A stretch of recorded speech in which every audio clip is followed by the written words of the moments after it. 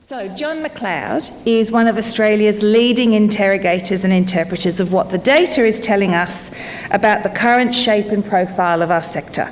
And in this session, he's going to bring some of that to life for us. And following his presentation, we will have three responses that will provide a business and an impact investing perspective, a non-profit perspective, and a philanthropic perspective from three of our best leaders in this space. So their discussion will not only help us understand what's going on now, but critically help us inform where we choose to go next. And to introduce and chair the panel and the discussion, I am delighted to welcome the outrageously impressive Dr. Christy Moo. Christy is the CEO of the Centre for Social Impact. She's the Professor of Social Policy at the University of New South Wales, Sydney. She's an elected member of UNSW's Sydney Council, and she's worked for more than 20 years with for-purpose organisations to help understand and measure and find innovative solutions to complex challenges. So, Christy, come on up, please, and introduce your panel.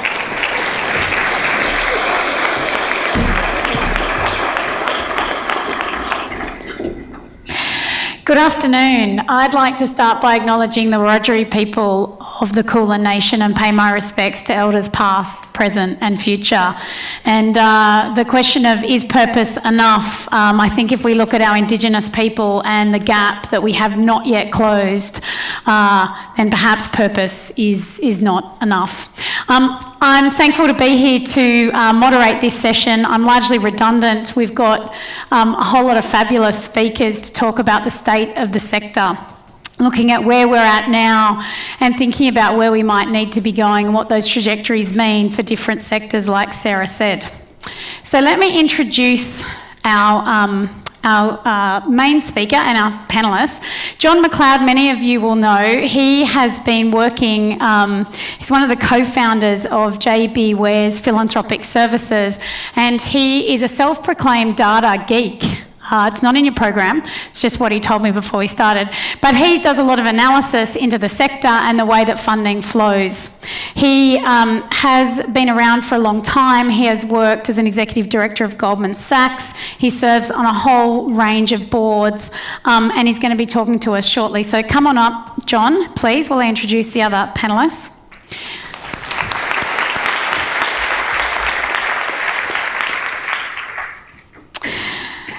Amanda Miller is one of the founders of Impact Generation Partners. She's also a council member of Philanthropy Australia.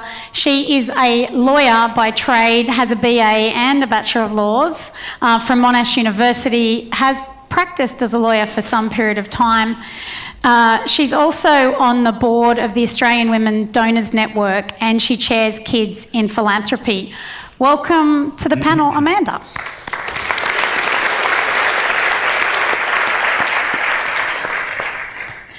Representing our philanthropists, we have the very well-known Catherine Brown, who most of you would know is the CEO of the Lord Mayor's Charitable Foundation. Catherine is one of the most influential women in philanthropy probably in this country. Should we go international, Catherine? She has more than a couple of decades' experience in the space. She has transformed the Lord Mayor's Charitable Foundation, which gives out annual grants of almost $10 million a year. Welcome, Catherine.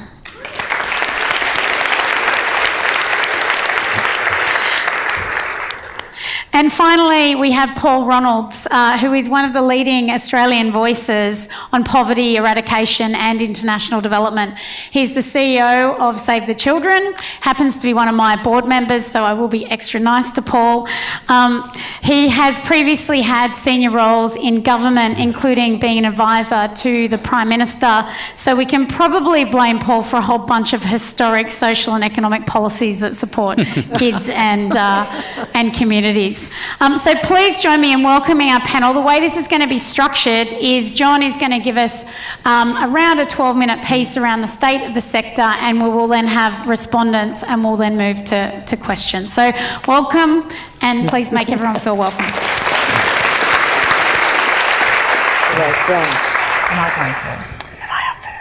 Thank you, Christy, and I don't mind being called a data nerd at all, so I take that as a badge of honour.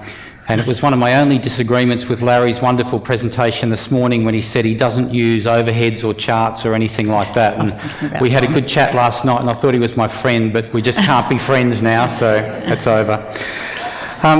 So one of the things we do for our clients and endowments that we manage is we research what's going on in the sector and try and make sense of it for them. And a couple of reports that I've penned in the last couple of years have been the Cause report that looked at the overall changes in the charity sector and the not-for-profit sector more broadly over the last 20 years and what that meant going forward. And despite having that wonderful report out that looked at everything, including operating costs, government funding, a whole range of things, the first question I get from nearly every charity that we talk to is, where can we raise more money? Where can we get more philanthropy? So very recently we put out a report called the Support Report that just looked at philanthropy and where it's going. And the more I get into that data, the more significant trends started to emerge for that and what that meant for where we're going in terms of which causes are going to get money, the overall growth of the sector, which bits is it coming from. So running you through that, just a little bit of a reminder about where philanthropy sits. And again, Larry mentioned this in a global sense, the size of philanthropy versus the charity sector versus overall economies is quite small. In Australia, the size of these boxes is irrelevant to each other. So the blue bit there is philanthropy. It's been very consistently about 8% of charity sector income for the last 20 years. It's gone up and down by 1% or so, but it's remained about that proportion. So, and as Sarah says a lot, it's a very valuable, small but valuable part of that overall income mix. It can do things that other parts of the income mix can't. So very, very important from that point of view. It's the risk capital, the innovation, all the things that you hear a lot about over the next couple of days. It does vary a lot, I should say, before I get off that slide. Some sectors, international aid, it's 75% of their money, and I'm sure Paul will talk about that a little bit. Other sectors, universities, for example, despite raising lots of money, it's 3% of their income mix. So it varies a lot between causes, but that's the total. Now, if we look at the overall pie chart of philanthropy, and I'm going to run through very quickly each one of these areas and tell you the trends that are going on there, this is what it looks like. And I've cheekily thrown in volunteering here. I've used the dollar value that the ABS applies to volunteering and multiplied it by the number of hours. And I really just wanted to show you that firstly to highlight how important volunteering is to the operating model of the sector. Our view, volunteering peaked a few years ago. Time pressures, the difficulty of volunteering in a lot of cases, the forms, all that sort of thing that you need to put out and fill in. So that big area of the pie, we think, starting to decline a little. The US, where we head for a lot of issues, where we follow rather, they sit below us in terms of the proportion of people volunteering. So that big part of the pie sliding. If we look at the dollars though, if we start at midday there and move around, we look at the mass market in the first two colours, we then look at bequests, structured philanthropy, and then corporate philanthropy. And my overall argument here is going to be that each one of those sectors is growing at quite different rates.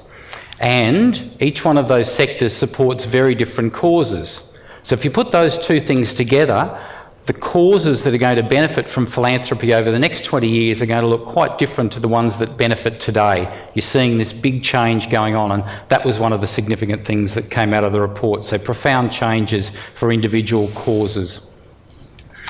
So if we start at that mass market, if I press the green button, what we see here, despite all the squiggly lines, they all head in the same direction. So this looks at the proportion of people in each state who claim a tax deduction for donations, the best indicator we've got of those doing stuff.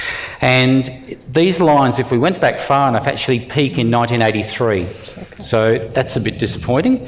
And if we look at what's happened in the last few years there, we can see quite a dismal slide down. Part of it's economic pressures. Part of it is, luckily, we haven't had a natural disaster that drove those three peaks there in 05, 09 and 11. And I think part of it is the trust issue that we were talking about in the previous session that Steve highlighted. So I think that's quite an issue.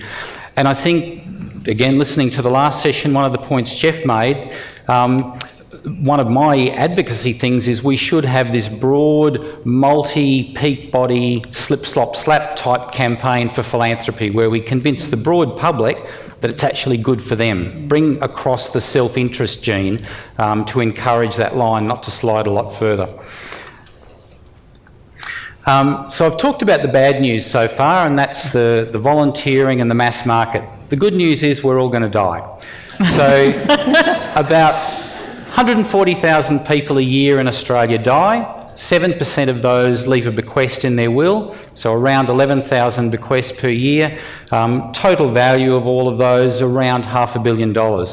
Now, the demographics, as these lines show, as we've gone from that 91 to 2016, the baby boomer bubble's moving through. So the number of people dying is going up, and when you think of what most people's major asset is, houses, the value of bequests should go up. And that's even before we convince Treasury and such to change rules, and Philanthropy Australia helped put in a submission around living bequests. Didn't get through the first time, but things like that have encouraged bequests in the US would make that story even better. But bequests is the first part of the good news story going forward. So the next part, one of the fun parts of my job is I get to do a whole lot of research about really interesting things. So the Australian Financial Review publishes a list of the top 50 philanthropists each year. We've done it for the last 2 years. I write that list for them. And so we get to see what the biggest philanthropists in Australia do and who they support. So coming back to that thesis of different groups support different things, this is just a summary of that top 50 philanthropists or organisations set up in endowments and such, and whether they've supported those 3 causes there. And they're the main 3 causes they've supported. When we think back to the mass market, its main causes were religion and international aid and then welfare. They hardly appear at the very rich end of the giving sphere. Now, I'm not saying it's good, bad or indifferent, but very different causes that are supported. The other thing that I'll note here is that environment is sneaking in as the 4th major cause from the major donors as well. So this area is growing. The cut-off list to make this list this year was about 10% higher than last year. I think we'll see that trend going, and a list makes people competitive, and I've got to say I've seen that in the phone calls that I've had. So competition in this way is great. The next level down in the richness, if you like, are the ancillary funds, so private ancillary funds and community foundations under public ancillary funds. Again, a great news story there. The private ancillary funds only started in 2001. To date, there's 1,700 of them. They've got assets of about $10 billion. They give away about $500 million a year. But importantly for this thesis of who gets what, these are the causes that private ancillary funds have supported since they started.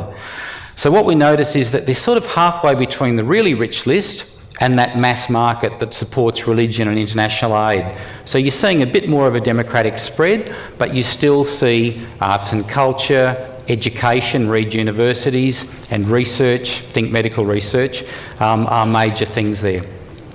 The other point I'll note, and it's written in the words there, is that I think the public ancillary funds and community foundations, and Catherine will speak to this in a bit more detail, are pretty much the best kept secret we've got in philanthropy. If we think of what's happened in the States with those under donor advised funds and really led by the big promotion that Fidelity put on, they're massive. They're just not that well known out here. So we really need to step up the mini PAFs, if you like. I think there's a huge upside there. So moving along, the final bit of the actual giving part, and I've then got a couple of other comments, is the corporate sector. Again, we've had some comments around the corporate sector. It is very large. Australia generally does very well in corporate support. What we do see, though, is that the big corporates do it quite differently to the smaller corporates. So the big corporates here, universities get most of the money. And part of that is sort of to do with shared value. What's in it for the company as well as the cause who gets the money? For the companies, better choice of the high quality graduates and perhaps research that the companies can use. So this rationale of why corporates are doing it, what's in it for both sides, is really important to that part, but it's a very big part of the philanthropy pie. My next bit of research is the top 100 corporates and what they give and who they give to. And if we've seen competition amongst the individuals, I think we'll see a lot more amongst the corporates when that list comes out, which again will be a great thing. Next bit, I've just got a couple of comments around the shape of philanthropy in terms of the recipients. So the main thing that I'll highlight there is the dominance of the big charities. So what we see there is the top 10% of charities get 94% of the dollars. Now, that's really interesting in itself, but the scary part is it means that the bottom 80% of charities, in terms of size, only get that really small grey sliver that you can hardly see up there in terms of philanthropy. So it's really dominated by the big names. The other thing in terms of the trends around the charities recipients of this is the cost of doing that fundraising. So what we've seen is quite a large slide in the return on investment. So the blue line in the middle there, that's the one to look at, the one that goes down. That's the dollar return you put in, you get back for every dollar you spend on fundraising. So it's more than halved over that time period. It's still a great investment to make, but the returns are getting tougher. And a lot of that comes down to trust, it comes down to competition in the mass market, it comes down to people dressing as pandas in Burke Street Mall and all that sort of thing. Letters and phone calls in the middle of the night, all of that adds to cost and the difficulty of it. So final two slides from me. Where are we going? So we looked at philanthropy 20 years ago, today, and in 20 years' time. This chart here just shows the makeup of it. I'll show you the dollars next. So the makeup of it really highlights that fall in the mass market. So the mass market's going from about 60% of the total philanthropy, so it really dominated it in the past, to in the future a bit less than 40%. So it's still important, but the real growth is in the yellow bit there. Private ancillary funds, they didn't even exist in 1996. Bequests growing, and corporate philanthropy, particularly the partnership side of it, so that more connected relationship between corporates and charities. And the final slide for me is, so we don't all despair, it actually looks at the dollars. And the good news is, over that last 20 years, philanthropy grew at about 5.5% per annum. Over the next 20 years, I think it'll grow about 6.5% per annum. So the dollars are going to increase and faster than they have in the past. The real message, though, is that the groups who get them, the causes that get them, are changing. So the real winners in terms of who's supplying those dollars, that big change, are universities, arts and culture, medical research and environment. And I think the ones that struggle, unless there's an adaptation in the way they look at things, I believe are religion, and we're already seeing a slide in that, although it's still huge. International aid and welfare, I think there are some risks around as well. So that's the scene. Thank you. All right. Just go. I reckon so. Oh, that's it? Okay. So I'm going to ask each of the panellists to respond. Amanda, first to you. Amanda's going to respond from a business and an impact investing perspective. It's quite interesting looking at the changes in terms of where government has given, and I wonder whether as part of your response it's worth thinking about, will corporate giving decrease with the advent of more impact investing and things like shared value, like John mentioned? Yeah, no, I'm very happy to talk about that. I actually think, as we've already heard today, and certainly is already my view, we need everything. We need the government support, corporate giving, we need that to increase. We need impact investing to increase. We need philanthropy to increase. There are just such pressing problems. I don't think we can, count on any of them decreasing. So thanks, John, for your presentation. I've been asked to give a business and an impact investing perspective on the data from the support report. So looking at that data, one opportunity that arises in terms of impact investing relates to the capital sitting behind structured philanthropy. So one source of funds for impact investing is the funds that forms the corpus of foundations. And this, traditionally these funds have actually been invested without any regard as to the social or the environmental consequences. At best, there have been some negative screens, or perhaps some ESG, environmental, social and governance screens. But increasingly, we're pleasingly seeing foundations look at the way they actually align the investments of the funds sitting in their corpus with the mission or the focus areas of the foundation. And there's a growing and an unavoidable realisation that foundations can have far greater impact by using the assets on their balance sheet as well as their grant making to create positive change. So as John said, the support report shows that there are currently around 1,700 PAFs, private ancillary funds, in Australia with a total corpus of $10 billion, distributing over $500 million per year. If foundations were to invest even a relatively small percentage of that $10 billion in investments that actually provided social or environmental benefits as well as financial returns, there'd be the opportunity to have far greater impact. And Larry talked this morning about the impact we can have in climate change by actually investing in renewable energy, for example. If we invest even 5% of the $10 billion that's sitting in the corpus of PAFs in these types of companies, that's an extra $500 million per year right now that can go into actually improving social and environmental issues.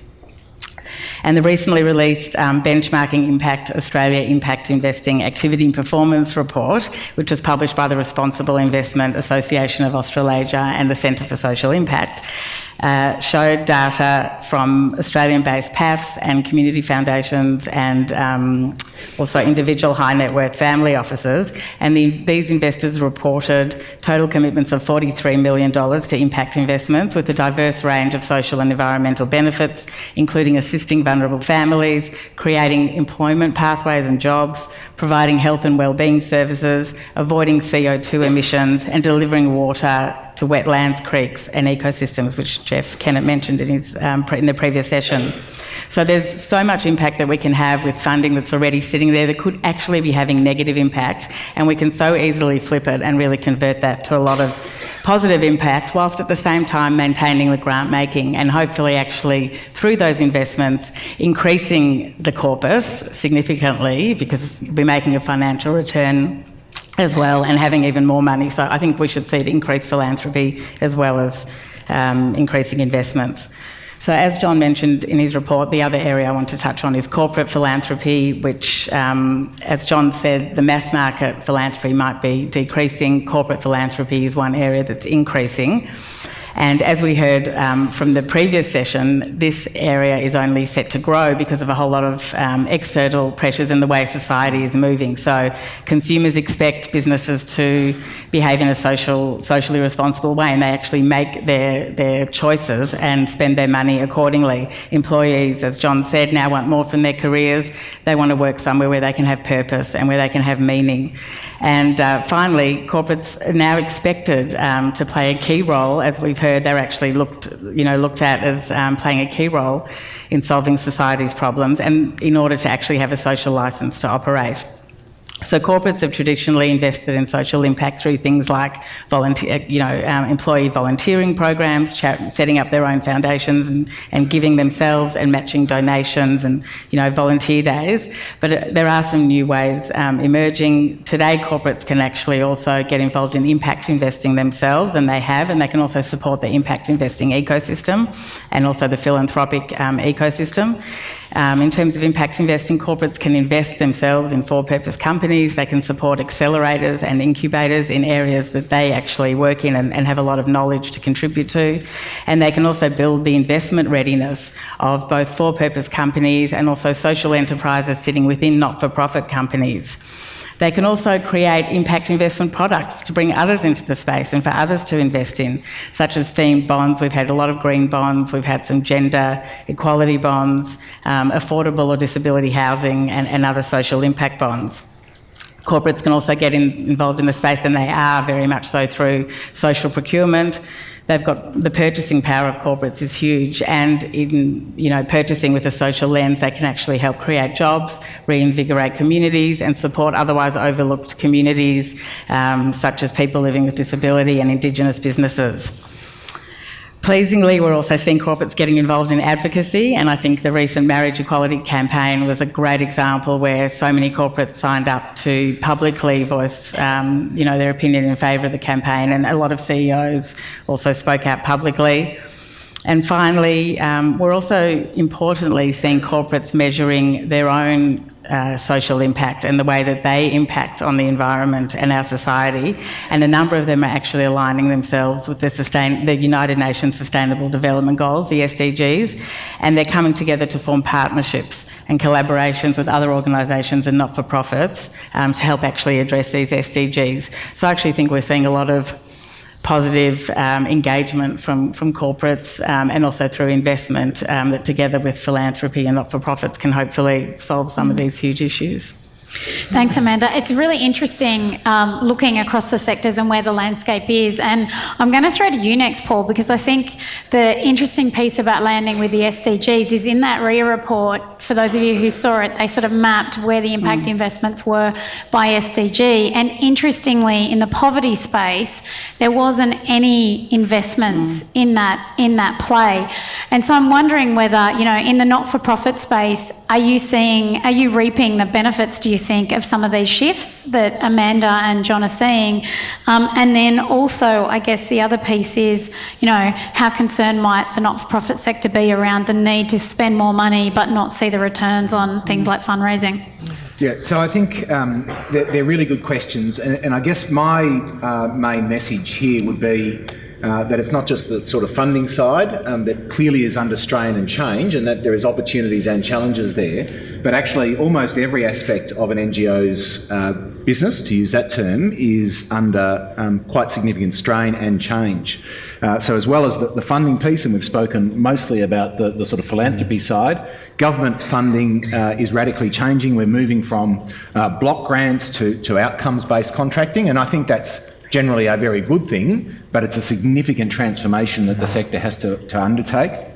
We're seeing contract consolidation, which presents all sorts of problems for the sector. And amongst all of that, we're seeing really significant decreasing margins, certainly for an organisation like Save the Children, and that's both across our international work, where really tight margin pressure is going on, as well as all of our work here in Australia. So that would be all fine if our costs weren't also rising, which they are. And part of this is just normal cost pressure, but a large chunk is actually the increasing stakeholder expectations. So we saw earlier today, those issues about trust, the issues we'll talk about, no doubt, through this conference around increased requirements to demonstrate impact and to be able to communicate that effectively to donors. All of these require more sophisticated systems, more sophisticated staff, which all cost more. So we've got almost this perfect storm of funding change in a range of different ways, declining margins, increasing costs. And when you have that recipe, if you've got your external environment changing that rapidly, if as organisations within the sector you're not matching that pace of change, then there is only one result. It's death for your organisation, and I am concerned for the broader sector. So I think we've got all of those challenges, and I would be advocating that we've been fairly slow as a sector to respond to them. I think there's a range of reasons, and perhaps in the question time we can go into them. But I don't think executive teams and their boards are sufficiently focused on these long-term strategic trends that John has really highlighted to us this morning, and a range of others. And when that's the case, I think we've got a real problem. They're really focused on just making sure this thing lives day to day. And I think the risk there for organisations involved in delivering really important services in our community is that you are at risk of dying the death of 1,000 cuts. You're not seeing the forest because you're so busily working on the trees day in and day out. So I think that's a huge problem. And the result is we've really got a sector that's I would say woefully, and I would be this provocative, woefully unprepared for the sorts of changes that we're seeing across the entire sector. So if that's my hypothesis, what's the way forward? Well, it's got to be really significant transformation by the sector, and particularly by the charities that are actively engaged in it. And it can't just be around your funding model. It's got to be your operating model as well. We've got to be exploring a whole raft of quite different operating models than we have in the past. whatever they might be, and we can talk about a few emerging examples there. We've certainly got to get obviously better at measuring impact and be able to communicate that. I think that's probably the biggest thing that will help us deal with the trust deficit. If you can really clearly demonstrate the impact that you're having as an organisation on the issues that people care about, and you can do that consistently and you can do that clearly, then people start to trust you as an organisation, and they'll start to trust that across the sector if we collectively do that. But again, I think we're woefully underinvesting as a sector, and I talk particularly, speaking here particularly to the philanthropists in the room, around the evaluation and evidence building piece, and that is going to reap long-term detriment, and we've seen the early stages of that in the trust figures, I think, unless we do a radical transformation. But I guess, and I'll finish with this, Christy, I guess my biggest plea to this room this morning was, and this comes a little bit out of my time in government and my time in the corporate sector, when I look around our society about who is going to convene to start to really address some of the big social issues, the big environmental issues that we face as a society, I don't think we will get very much progress unless the charity sector and the philanthropy sector, dividing those two, actually come together and use their combined convening power to then bring government to the table and to bring corporates to the table. Working inside government, it is just too slow to respond to the sorts of trends that we're seeing. It's a giant risk minimisation machine for very good reasons, and corporates are not going to lead in this space, I don't think. So it's absolutely an imperative that charities and philanthropy get together and have a much more strategic relationship than what they've had in the past. This old way of doing things where organisations like Save the Children apply to philanthropists with great ideas and really emphasise the particular contribution that we're going to make to a particular problem, those days have got to be past. We've got to collectively say, right, we want to make a really big impact on school readiness, a really big impact on climate change response, a really big impact on inequality. And we've got to bring together all of the right players, get our strategies together, and then invite government, corporates and others to come around the table and really amplify and leverage the impact that we can have collectively. Thanks, Paul.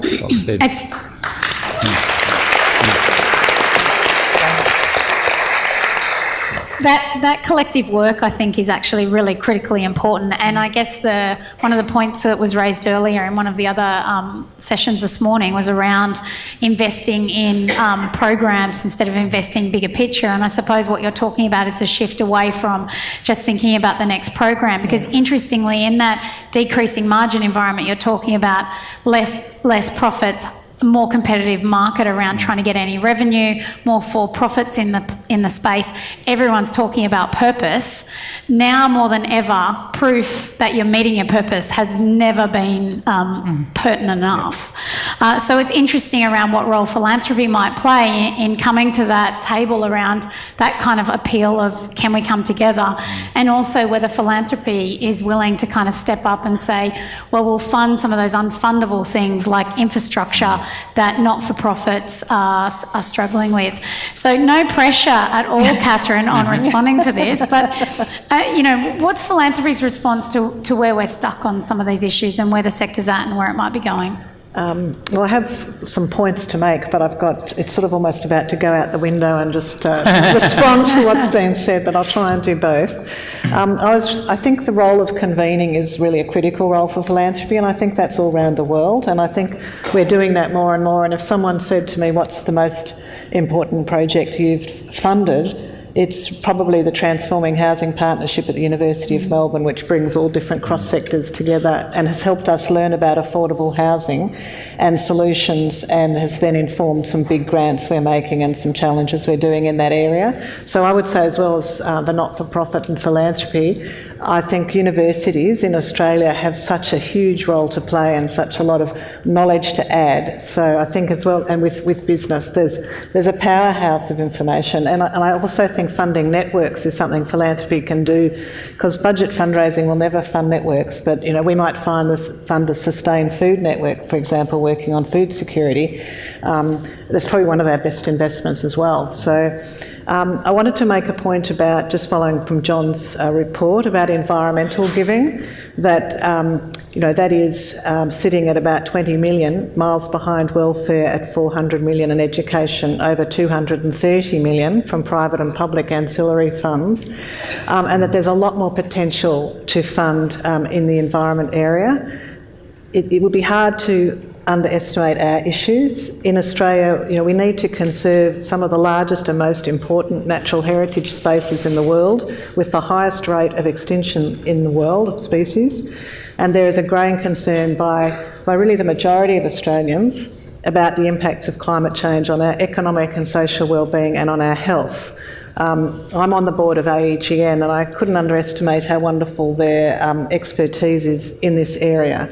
But I would urge philanthropists who don't normally fund in the environment to think about it as interrelated to the other cause areas you care about, such as economic opportunity, equitable access to services and good health. And just for example, in the last year we funded Doctors for the Environment, Farmers for Climate Action, we funded the Brotherhood to do energy efficiency project with low income rental housing and many others. I think we're becoming increasingly practical in this area. We're also currently inviting applications for a hotspots project, which is focused on preparing to assist vulnerable people during heat waves in 3 of Melbourne's most disadvantaged communities, which are also urban heat islands. And I think Larry made the point about the most disadvantaged will be most adversely affected by climate change. So that was an initial point on that. The second point that John made was relating to public ancillary funds and the opportunity to grow them further. I really think there's huge untapped potential for community foundations and of course other public ancillary fund models.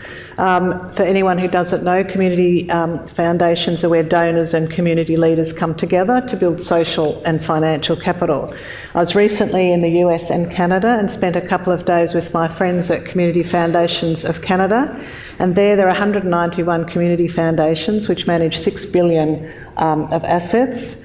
And the Canadian Governor-General was the patron of a Smart and Caring Canada campaign, which helped grow the network of community foundations in Canada. And many of them have taken part in a federal government program celebrating Canada's 150th anniversary through a joint grants program. So we have 38 community foundations which hold around 350 million. We have got a lot more potential, and I think people who perhaps don't want to set up a private foundation should really take the advantage of joining into a community foundation model. The other thing I wanted to talk about, and it's talked about also, has been evidence and evidence-based philanthropy. There is a wonderful report called the Vital Signs Program that comes from actually the Community Foundations of Canada, initially from Toronto, which a number of us have taken on in Australia, and it uses evidence from well-respected sources to map a city or a region and to really understand the issues that you need to improve and the things to celebrate. So just for example, Sydney Community Foundation recently completed their 3rd Vital Signs study, Portrait 3, on women across Sydney, and that's informing their work in the west of Sydney with newly arrived refugees and a whole range of women facing tough challenges. And our own Greater Melbourne Vital Signs last year, it highlighted some very concerning trends. For example, the increase in older women couch surfing due to homelessness went up 83% since 2012.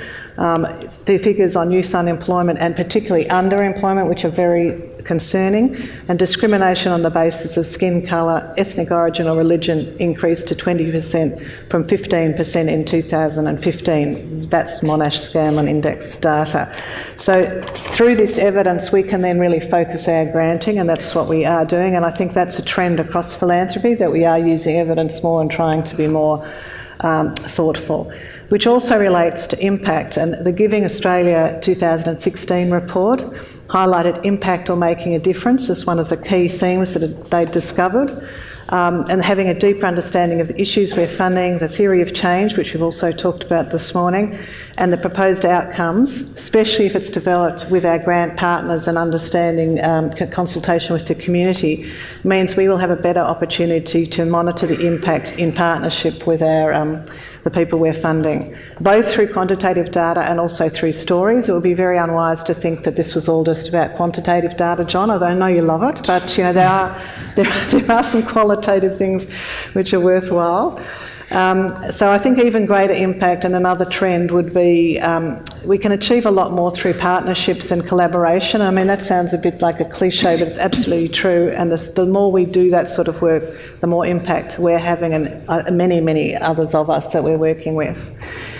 Another emerging area of growth is collective giving, and sometimes we describe this alongside the community foundation movement as the democratisation of philanthropy, and I think that's another important trend and may have an impact on the trust point that was discussed earlier. And we host, as many people here would know, we host the Melbourne Women's Fund and Impact 100, as well as 11 community funds with local government community advisory groups, and we're working on several small Hive donor groups. So we see collective giving as really the shape of things to come. I have a bit of a concern in one area. We published the Asian Australian Diaspora Philanthropy report, even I can't say it, last week, authored by Professor John Fitzgerald and Wessa Chow. And the report found a lot of potential to acknowledge, encourage and integrate giving from our Asian diaspora communities. But I think board membership, both of charity boards and foundation boards, was actually quite a distressing topic at the conversation we had at that session. And I think that given that we are, in theory, all very proud of our Australian multicultural society, and that most of us fund with and for people from diverse cultural backgrounds, that we really need to reflect very seriously on the cultural diversity of philanthropy and of our boards. And I mean, I include my own foundation in that.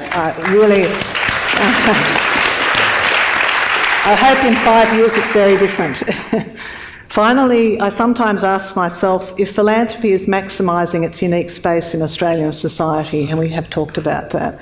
There is a book that some of you would know, From Charity to Creativity, by Professor Diana Leet, who was out here as a visiting fellow some years ago, and Dr. Helmut Anheier.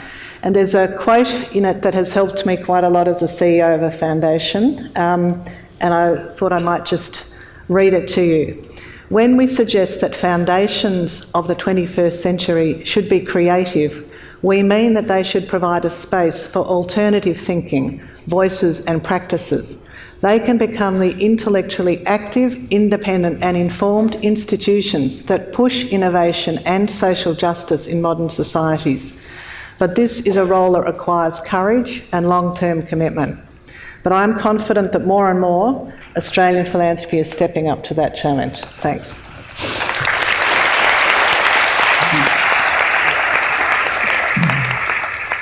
I want to make sure we've got some time for questions, and I'm also conscious that it's almost lunchtime. So while the mics are being found and arms go in the air, I'm interested, I mean, a couple of times, you know, Paul, you talked about collaboration, impact investing and corporates, excuse me, automatically mean, that people have to work together.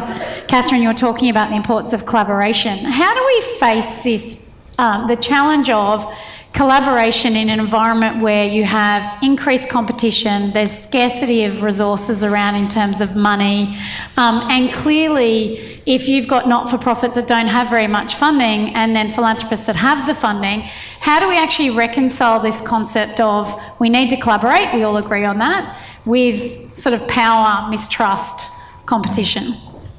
Easy question for before lunch. Easy question. Look, I think you've got to start with purpose, and that's, I mean, it's the theme of this conference, but I think it's where you begin on any of these issues. So you need to convene around some goals that you collectively want to achieve. There'll be a good variety of those, but I mean, I think actually if we sort of took a poll here, we'd probably all come up with the top dozen social, economic and environmental problems that as a country we face, and they would be sort of at the top of our lists. Once we've got an agreement about what the common goal is, then I think that's when we really need to do the work around collecting the evidence. And again, when we look at, in my case, in the social sector, we just don't have robust enough evidence, enough really rigorous models, either from Australia or actually around the world. And so we've had this systemic underinvestment in the collection of evidence. But we've got to collect what we've got. And with that evidence and that purpose in mind, then you go to the design piece. And the money is not until the end. Because once you've done it in that sort of order, then the organisations that are doing the implementing should start to be pretty obvious from there, and it becomes perhaps less competitive, and it becomes about capacity and impact. And if they're the drivers, then I think we're in a far better place. Can I just add something? Final responses. Just on the power imbalance, I actually like to think of it the other way, and I have worked on the not-for-profit side. I actually think the not-for-profits have the power, because although the funders have the financial support and other resources, the not-for-profits are the ones on the ground, rolling up their sleeves, doing the work out there in the community and coming up with solutions to these problems. The funders are coming in to support that amazing work and hopefully to work together to, design add their input to the solutions. But I always think of it as the not-for-profits are the ones out there doing the hard work, actually trying to solve these problems, and funding is coming in to support. So I see the power imbalance differently. Thanks, Amanda. Catherine, final thoughts?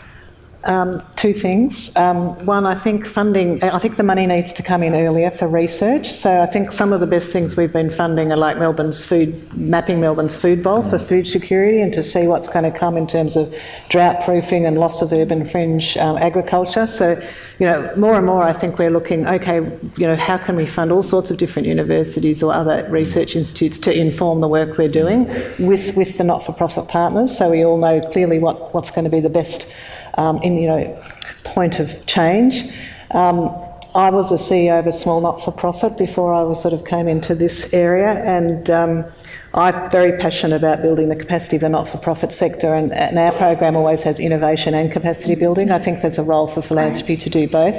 So, I have deep respect for the not-for-profit sector, basically. That's where I see my roots, really. Excellent. Giving me hope. Final words from you, John. Look, on that one, collaboration should be easy, because there's still 10 new charities started every business day, so there's lots more to collaborate. So I guess it's who drives that collaboration, and are the charities willing to come together themselves, or do you need the carrot of a funder who says, I'll fund this problem if 4 of you get together and solve it. Yeah. And I think that's the... And on that point, as a researcher, I can tell you that there is evidence to show that you do need to provide some money for collaboration because of this scarcity it's expensive and it takes time and it takes work. Look, that was a really interesting discussion. I've been told no questions so that you can all go and eat and be watered and recaffeinated. Thank you. Please join me in thanking our great panel, Amanda, Catherine, Paul and John.